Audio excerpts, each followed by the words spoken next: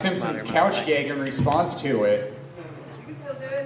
Oh, well, I can't think of much about that other than I spoke about the record-breaking episode coming up.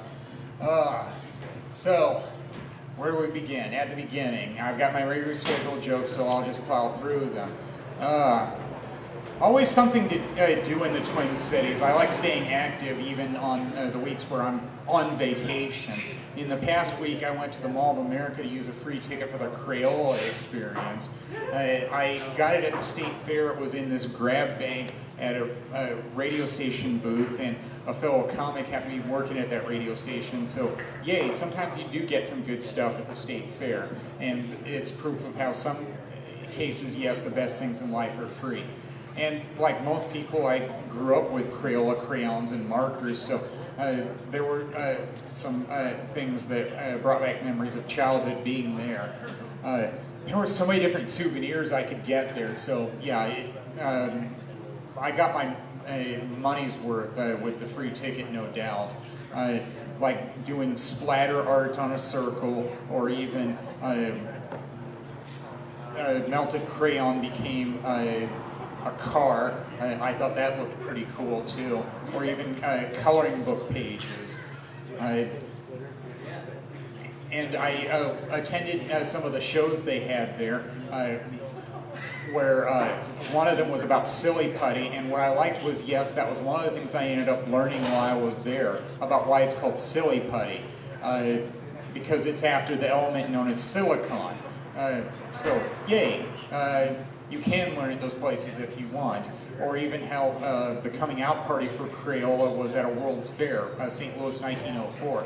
And I know that's been true for other products as well, because you've got tons of people coming to your fair, and it's a great way to display your product. It's just like at state fairs, so I think that's what I like about going to state fairs, is seeing all the different demonstrations that they have available there.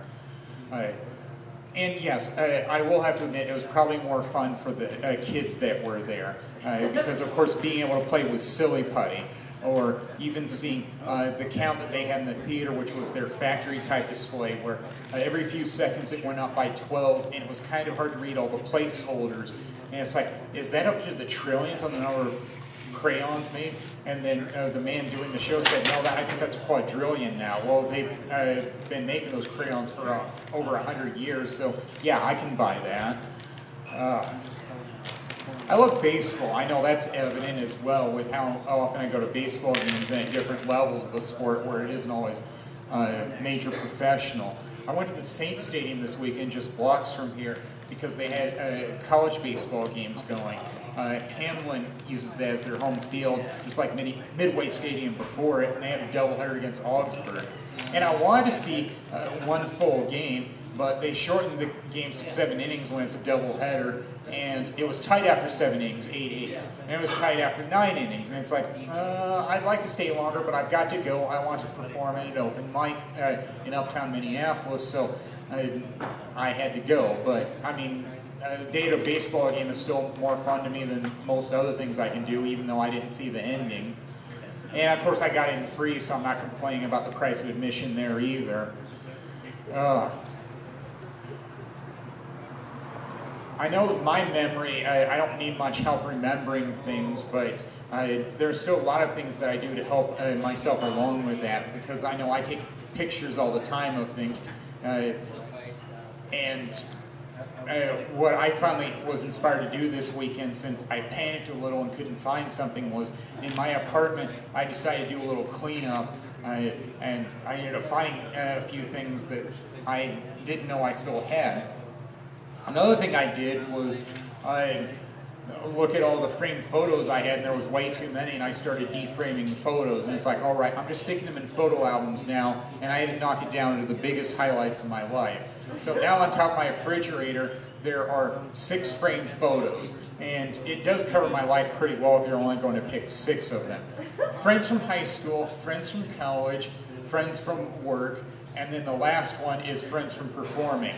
It was the cast from the Fringe play I did over a year ago after our final show at Bryant Lake Bowl in Uptown Minneapolis. And I'm still proud of that because in terms of my performing resume, that's the most notable thing, along with an interview for Growler magazine. And I'd like to say I've done more than that, but it's still mostly open mics and karaoke. So, I mean, at least I'm staying relevant. Where I'm performing as often as I can, because I realize that, yes, it is true. You tend to get better at things the more that you do it, and we tend to enjoy the things that we're good at. Yeah, that's happening, and I'm still doing a lot to stay busy. This time I'm on vacation. But yay, I'm going back to work as a test scorer on Wednesday, at least for 2.5 more weeks. But I've been doing a lot of applying for more long-term jobs, and I just had a phone interview today, and it looks like I'll have another one tomorrow. But it's been harder than I thought it would be to get back to work after being laid off in October, where no joke, I've applied to a bank over 200 times, and I haven't been interviewed that often. So I didn't know what to do other than lean on people that might be able to grease the track for me a little more and put my resume a little more at the top of the heap. I'd like to think it'll work, but I just don't know yet. Other things I do staying active is if I find pennies when I'm out and about, I will clean them before they go into my change bank. Yeah, some people don't bother with pennies, that's why I see somebody to pick up. But I just feel sad that people throw them away, and it's like, why? They're not worth much, but they're worth something. And I know what it's like to be left behind too. I think that's why I feel bad when I see thrown away pennies. But you live, you learn, and to each their own on what you do. So I guess that'll do it for me. Thank you, you've been great.